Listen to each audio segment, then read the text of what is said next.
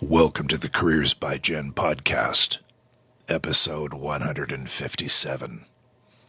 On this episode of the podcast, Jen discusses how to boost your productivity in 2018. Would that be boosted productivity vis-a-vis important things or unimportant things? Because if we're talking about productivity when it comes to unimportant things, I've already got that down cold.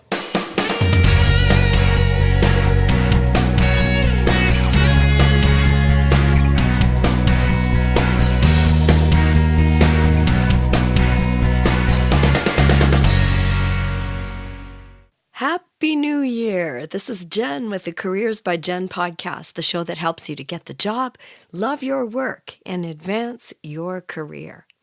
Well, here we are in January of 2018, and as you can tell by the lovely quality of my voice, the nasty virus that has been circulated finally got me. Last week, I had no voice at all, which is why there was no podcast episode. And this week, it will be a short episode because I get tired really fast with this bug. That's how it seems to go, though. I managed to hold it off throughout all the activity and all the church services I had to do and the family functions.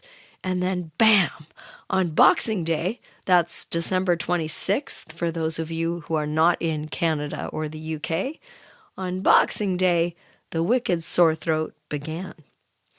And it seemed to clear up last weekend, and I thought for sure I was on the mend, and so I went to work, and we hosted an old-fashioned New Year's Eve fondue party, and everything was fine. We did some fun things, and then the cough settled in.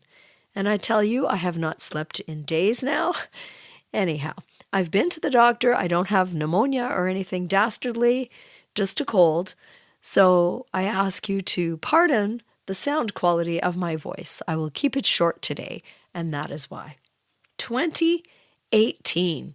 Here's hoping it's a better year than 2017 was in the world. My goodness, it's been quite a ride. I was thinking last evening as Scott was busy making himself what seemed to be a very, very long to-do list using one of those programs that helps organize that kind of thing, that productivity kind of program online, that productivity at work and at home is both something to strive for and somewhat of a curse. And what do I mean by that last bit? I mean that those of us with high expectations of what we should be able to accomplish are often our own worst critics. I didn't get as much done as I wanted to today is a phrase that is often heard at the end of the day around this house. Still a ton of stuff to do this week, and it's already Wednesday. Do you ever feel that way? Do you ever think of the to-do list that you have? And in my case, I have multiple to-do lists in many places. I every once in a while take them all and consolidate them into a fresh list. But the list never seems to end. And I don't know about you, but I am more interested, I think, in being more efficient with my productivity than in actually working more hours. I know that I waste time doing things sometimes that are neither productive nor helpful, like checking emails and podcast download numbers and Facebook messages too many times a day, for example. If I was to set certain times a day to do that and only do that, then I might waste less time and as a result be more efficient in my productivity. Does that resonate with you? All right, so here are 13 things that you can do to boost your productivity in 2018 at work and at home. There are more than 13 things, I'm sure. And if something is missing that you think needs to be shared, please come over to careersbyjen.com and share it in the show notes in the comments section. Now, before I jump in, I wanted to let you know that the How to Ace a Job Interview When You Haven't Interviewed in a Long Time course is now open for registration. And I've also got a course bundle happening over at careersbyjen.com. It's under the Training Resources tab, and you can take both the Resume Secrets course and the How to Ace the Job Interview course together as significant savings if you buy the bundle. So check that out. It's open now for registration, again at careersbyjen, that's JENN.com, and you have to go to the Training Resources tab and look under there, and you'll find it under online courses. So 13 ways to boost your productivity in 2018. Number 1 is start each day well. From what you eat to finding time in the first hour of your day for you, maybe to read or to meditate or just to sit still and contemplate. For me, it's to sit still with my cup of coffee and maybe ponder a piece of writing or something that I've read and think about it and watch the sun come up over the trees out the window. It's what are some of the things that you can do to ground yourself in that first little bit of your day every day? What can you do to center yourself and to begin with intention? Starting your day well each day will actually boost your productivity because it will be a way to sort of settle in and to remember that that you need to feed yourself also. Number 2 is to declutter or organize your physical space. They say a cluttered physical space has implications on your emotional and mental state. You can reduce your inner stress and your anxiety by making the space you work in or live in calm and decluttered and organized. And this doesn't have to be a daunting task either. You can set a timer.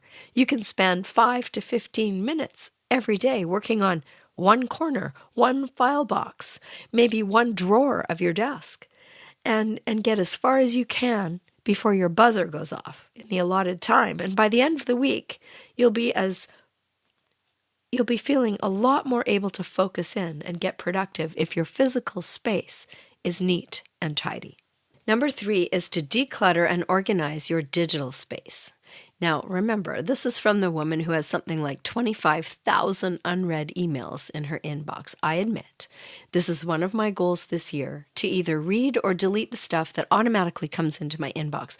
Most of the unread things I have are things like sales flyers, coupon notices, drugstore flyers, that kind of thing. And I read every single real email I get, but the automatic ones are the ones that pile up. And I'm going to talk a little bit more about that later. Number 4 is to turn off notifications and minimize distractions. Part of what can slow down your productivity and increase procrastination and make you lose focus are those push notifications and those alerts on your phone or your computer. There's something instinctual, it seems, about needing to respond whenever our devices ping or buzz or make sound. There's this inner desire to know exactly who wants us and what for. And often it's not important, or at least it's not important enough that it can't wait for coffee break or for the time we've set aside to deal with the messages and incoming info. You don't need to answer it immediately. You don't need to know immediately most of the time. So turning off the notices and the notifications and the noises will allow you to be uninterrupted and therefore more productive. Number 5 is to celebrate. It's really no fun if it's all about work. Celebrate the people that you're working with. Birthdays, milestones, project completions, engagements, retirements, whatever it is. Take a few minutes or some dedicated time to acknowledge and to enjoy and to celebrate. How does this make you more productive? Well, it can serve to remind you of who you are and why you are doing what you're doing, and that fun is good. It's also a bit of a break that will allow you to refocus and get back to being busy. So it's good. It's just good to have that brain break, and it's good to have the celebration and the relationship building that comes with celebrating. Number 6 is tackle one task at a time. Now, technically, we cannot actually multitask. For years, everyone said, multitasking is where it's at. But actually, you can't physically do more than one thing at a time. Have you ever had the kind of day where you start one thing and then you get distracted by another thing and you get busy with that, and then you notice yet another thing that needs attention, and pretty soon you've forgotten about the original thing that you were going to do in the first place. I do that. And so it's a challenge to pick one thing and to do it from beginning to end. And if it's a big thing, if it's too big to complete all in one sitting, then you can break it down into bite-sized chunks and do one chunk of work at a time. And then pretty soon you'll have that project completed. That's a discipline. It takes practice to do all of this. It's easy for me to say, and I don't always do it myself, but tackle one task at a time and try and focus on that. Let me get that one done, and it's off my list. Number 7 is automate wherever you can. If an app or a program can do something for you, then why would you do it manually? Save time and energy by automating as much as you can do so that you are freed up to focus on other things, and you'll be far more productive by doing that. Number 8 is to prioritize. I talk about this a lot. You might have 15 things on your list of things to do today, but what three things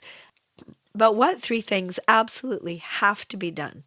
If you missed my episode on how to overcome overwhelm, which is a podcast episode that's actually about prioritizing, check out episode number 143, because I actually walk you through step by step an exercise on how to prioritize in great detail.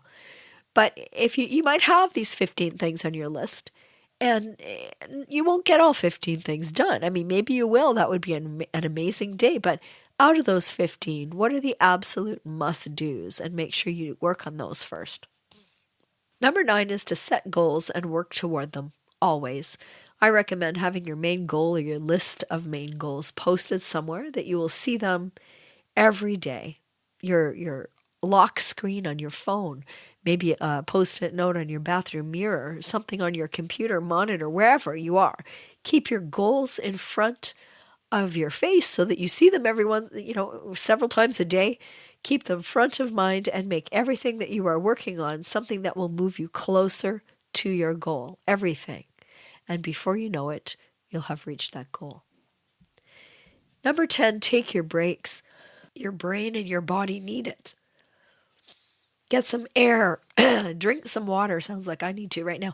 Have a snack, go for a walk, do something that's not work for a few minutes so that you can come back and refocus and be present to the task at hand. Number 11 is develop some new habits. And I love this one. What new habits do you want to institute for 2018? Habits take, they say, 30 days at least to solidify and become an actual habit. Until then, they're just a practice. So this one actually takes work and intention. But what can you institute and develop over the next 30 days that will then become a habit? Take a few moments to think about that and maybe jot down some ideas and then decide how you can add whatever the behavior is into your routine. You might even want to block off time in the calendar for this, and then decide how you will keep yourself dedicated to this new behavior, this new practice, until it becomes a habit. So this could be anything from connecting socially with a colleague on a regular basis to build relationship. It could be adding some physical fitness into your work week routine. Maybe going for a walk at lunchtime instead of sitting at your desk.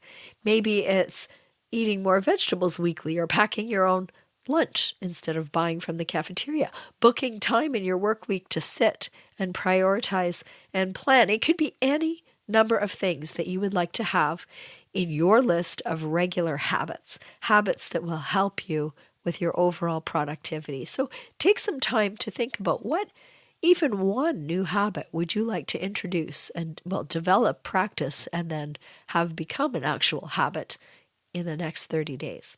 Number 12 is to phone people instead of emailing them.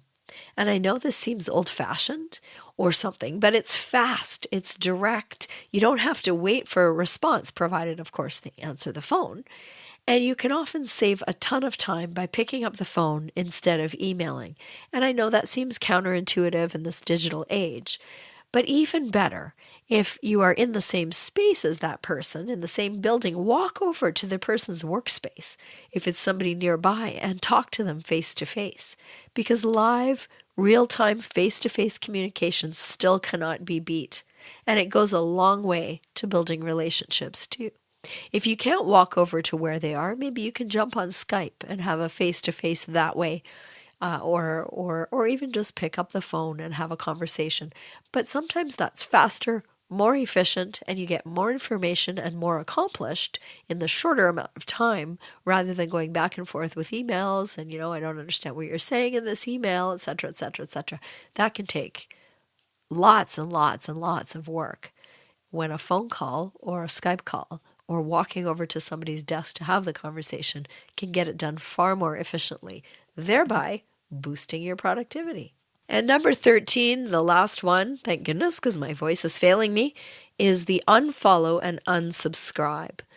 This is another one that I need to practice more of. There are so many things coming into my inbox on a regular basis that go unread because I either don't have time to read them, or I don't care about them anymore, or I didn't care about them in the first place. Many businesses require email addresses to set up those reward cards and discounts that you can get. And then I end up being inundated with email that I'm not really interested in, this offer and that offer and this sale and that sale. And, it might have been a place I went to once, but they required my email for whatever reason. And I get so many of these. I just need to take time to go through and actually unsubscribe. Now, there are some blogs and some podcasts and some email subscriptions that I want to read and that I want to get in my inbox every day. But it sure would be nice, and it would be less cluttered and less stressful to have fewer things to sift through than I do now. And there are some great apps out there, some great programs. The one that I'm familiar with is called Unroll Me, and I've used Unroll Me. I think it's unroll.me, but I can't remember. You'll have to look it up. But I'm not affiliated with them in any way. I just happen to have used that. And what it does is it gathers all this stuff that comes on a regular basis, and then you can go through and you can unsubscribe in one quick, easy place. If you want to unsubscribe, you can keep it rolled up in a bundle so that you just sit down. It's like batching things. You can sit down and open it up and look at all those random things that come in and decide if you want to keep them or not. It's a way to clean up and organize what's coming into your inbox.